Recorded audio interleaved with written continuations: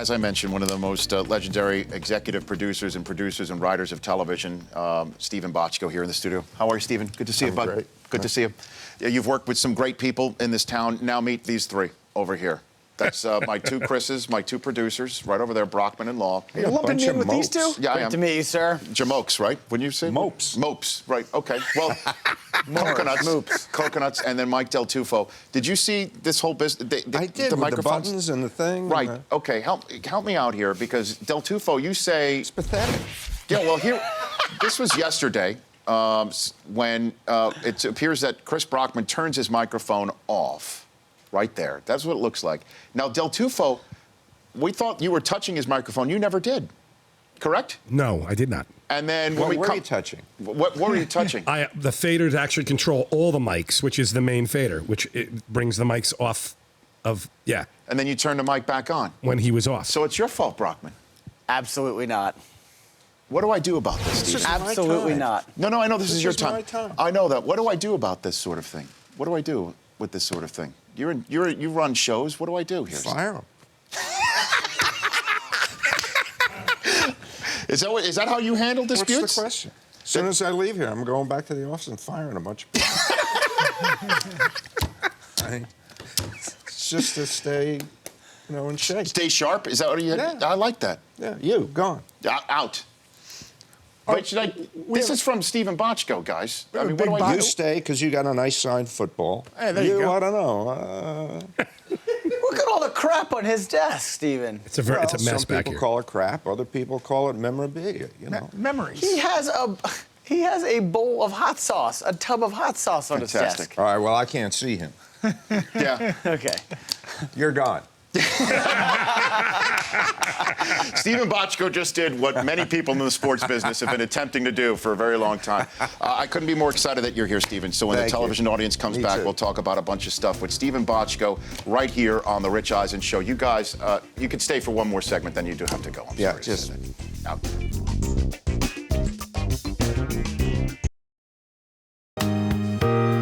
Welcome back to the Rich Eisen Show. Ah, yes, the dulcet tones of the Hill Street Blues theme, written by Mike Post, one of the more, I guess, distinctive opens to a television show, and we play it because the man who co-created, wrote, produced Hill Street Blues, L.A. Law, NYPD Blue, which you can see on Audience Channel every day, Stephen Bochco here on the Rich Eisen Show. Good to see you, Stephen. It's great to see you. How are you, sir? I am perfect. Excellent. It's good to have you here. When you hear that theme music of Hill Street Blues from 1981 through 87, what do you think of when you hear something like that? It always moves me. I get very nostalgic. It's 35 years ago, and it feels like it was yesterday. What made that different from other cop shows on the air back then, well, Stephen? What we try to do thematically is tell a story about men and women who have this enormous responsibility to basically keep a lid on a garbage can, but they don't have a lot of real authority. And so you have your classic middle management and Farillo, and then you have, the detectives in the uniforms. And, I think what we were doing, without maybe even being conscious of it, was doing the first post-Vietnam War show about cops as real human beings with serious problems about marriage and alcoholism, and the politics of the workplace, and it just all came together. And it's also a pop culture touchstone, and you know that when there's a catchphrase that comes out of it. Let's be careful. Where did that come from? Well, that was in the first scene that Michael Conrad was in, which was our morning roll call, and at the end of which he says to the troops before they go off on their day's work, and hey, let's be careful out there. And when we saw it, we instantly knew that not only the roll call itself, but that ending to the roll call should be our signature. So was it ad-libbed? No, you wrote it and you just thought we're going to do that every day. That's right.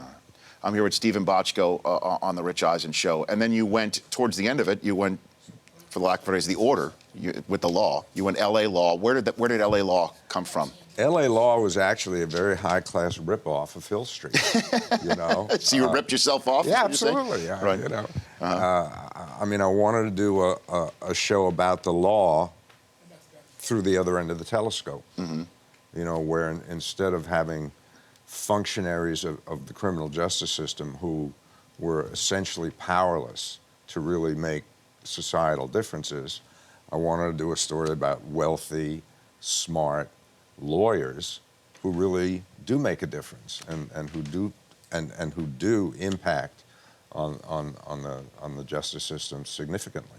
And thematically, it was always interesting to me to do a show about, you know, what is theoretically the best about democracy, which is just the justice system, and what is in practical terms, the worst about our society, which is the justice system. And the tension between those two poles always, provided us really good stories. And now, in this day and age, we have TV shows that are binge viewed, right? Where you just take them all and just throw them out there and everyone watches one after another, like House of Cards would be something like that. And NYPD Blue on this channel, audience channel, if people are watching on DirecTV right now, it is on every day. Now, what is it like to see NYPD Blue on every single day in a manner where people are now potentially binge viewing your television show? Well, it's exciting. You know, I don't watch it very often because I have a hard time watching my own stuff. But every once in a while, when I come across one, I find it riveting. And what I realize is you could, in the course of a week, tape it every day, and on the weekends you could watch 5 hours of NYPD Blue, and it really holds up. It's just a really, really good television show. How tough was it for you to make that? Because now, when you see the stuff that's on NYPD Blue and see other stuff that's on television with somebody's derriere exposed or the certain language, bat an eye. Yeah. But back when this was on the air in '93, this was cutting edge stuff that people may not were having a problem putting on the air, correct? Getting it on the air was very hard. We were supposed to go on the air in 1992, and ABC's Broadcast Standards Department wouldn't let us make the show that we had written. And we had gone through a significant negotiation just to get it written a certain way. And I remember finally Bob Iger and I sitting at his desk like a bunch of schoolboys drawing dirty pictures, saying, well, can we show a side boob, and can we show a piece of a tush, and this and that, stick figures and stuff, until we literally not only negotiated how much nudity we could have, but we negotiated a glossary of words that we could use on the show and the number of times we could use them on the show. And don't ask me how we came up with the number 33, but that was it. 33 of all of them together, or just the pieces of anatomy or words? No, 33 uses of words. Okay. And the nudity was as needed. Was there somebody there literally with a calculator or just tallying up sometimes well, it was watching in the the script, episodes? so yeah, I'm sure they probably counted them up. Unbelievable. Yeah. What makes a good TV show, Stephen? Good TV show, I think, always starts with great characters and strong stories that support the characters in what it is they do the best. Would Kobe Bryant make for a great antagonist, protagonist? What do you think? Antagonist? You're a diehard Laker fan. Kobe currently, right now, in his stage of his career, what would he make? Well, believe it or not, him? He would be a bit of an underdog. Why do you say that? Because he's an aging superstar, nursing an injury, who's not really been able to perform at top level consistently for a fairly good amount of time. So he's a sympathetic figure? I think so. Mind? I actually think so. And I think those of us who are longtime Laker fans know he's at the absolute end of his career. And we're rooting for him to go out with a certain panache, you know, a certain flair that we know he's capable of. So then I'm here with Stephen Bochco here on the Rich Eisen Show. So who would be the antagonist then? The Buss family? Do you put Jim Buss? Who would be? Who would be that? Not a bad candidate. Well, what do you think about the Laker organization as it currently stands? As a season ticket holder, longtime fan, back to the Showtime I'm a days? long-time season ticket holder, but I am just a fan. I don't hold myself out as being a sports expert or a basketball expert. You're not Stephen A. Bochco, you're Stephen Bochco. That's so, right, yeah. or O. Bochco. You're Stephen O. Bochco, sure, right. But I don't know. I don't think that the Buss family management design as constituted is in the best interests of the team's future. So are you ticked off that Phil Jackson they didn't go and just do whatever they needed to do to go get him off the beach at Malibu and stick him on the sideline? As a fan, obviously, like a lot of fans, I would have loved to have seen Phil come back for a last hurrah. But what upset me the most wasn't that he didn't come back. What upset me the most, and what I think upset a lot of fans the most, was the way in which he was dealt with, which was rude, to say the least. How's that possible if his lady's in management, right? I mean, what must that Thanksgiving bus table be? I know. Like, well, I think that speaks to the dysfunction of that family, you know, without their patriarch. I'm here with Stephen Bochco. You've seen the Jinx, right, on HBO? I have. Everybody's talking about that. I have. What did you think? What did you think of the Jinx? Well, I was fascinated by him. I was interested in the show, obviously, and that story is a story that's been out there for such a long time. But Robert Durst as a character study is so fascinating because, you know, the revelation that he's been arrested for murder, it was both surprising and predictable, because I think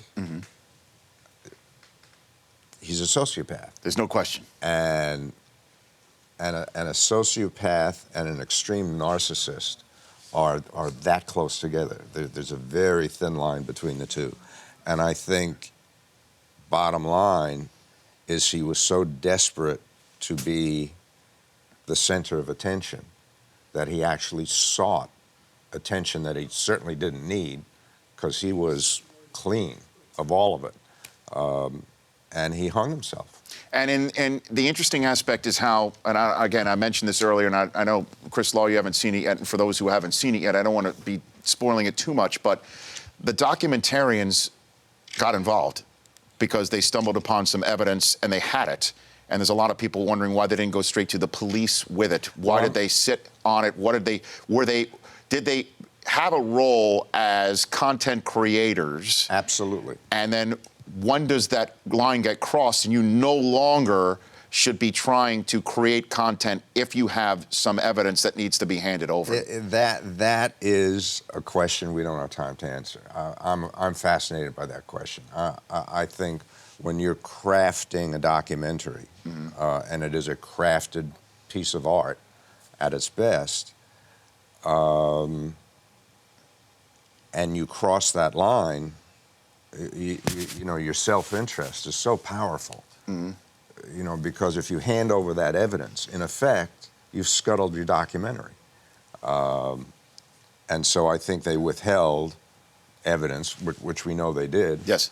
to use it for the denouement of their show. And it was very, very, very dramatic and effective. No question. And it remains to be seen whether some or all of this evidence is going to find its way into a courtroom.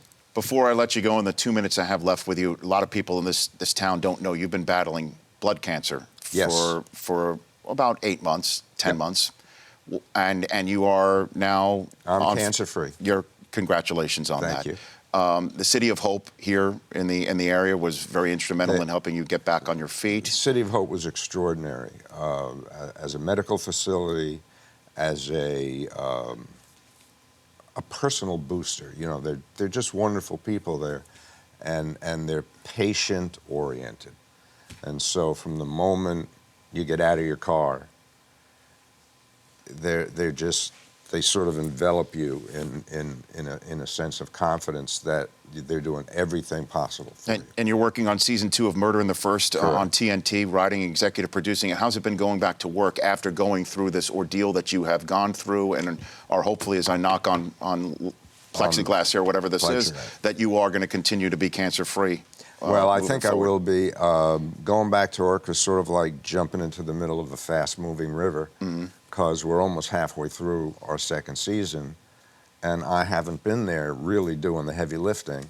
So trying to sort of re-involve myself without disrupting the, the workflow and the people who are doing the hard work has been interesting. Well, I love seeing you here. I want you to come back because I could go on and on and on. That's sort of the limitation of a radio show with live segments and things of that nature. But I'd love to have you back anytime, certainly before the Lakers have a winning record.